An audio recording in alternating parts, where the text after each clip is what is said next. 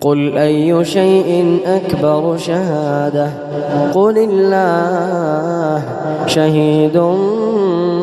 بيني وبينكم وأوحي إلي هذا القرآن لأنذركم به ومن بلغ أئنكم لتشهدون أن مع الله آلهة أخرى قل لا أشهد قل إنما هو إله واحد وإنني بريء مما تشركون الذين آتيناهم الكتاب يعرفونه كما يعرفون أبناءهم الذين خسروا أنفسهم فهم لا يؤمنون ومن أظلم ممن افترى على الله كذبا أو كذب بآياته إنه لا يفلح الظالمون ويوم نحشرهم جميعا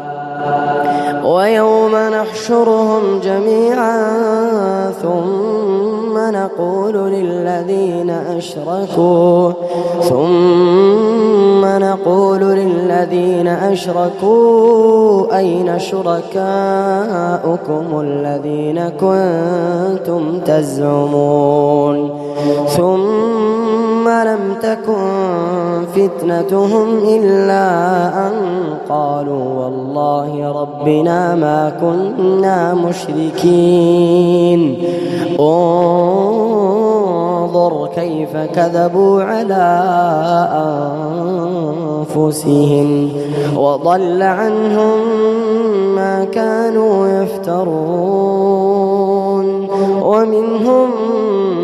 من يستمع إليك وجعلنا على قلوبهم أكنة أن يفقهوه وفي آذانهم وقرا وإن يروا كل آية لا يؤمنوا بها حتى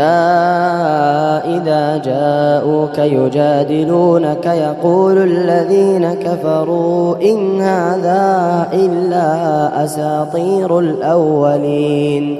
وهم ينهون عنه وينأون عنه وإن يهلكون إلا أنفسهم وما يشعرون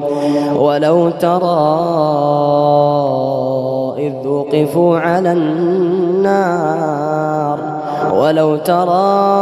إذ وقفوا على النار فقالوا يا ليتنا نرد ولا نكذب بآيات ربنا ونكون من المؤمنين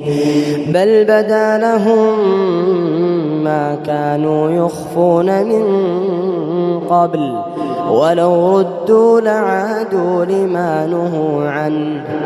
وإنهم لكاذبون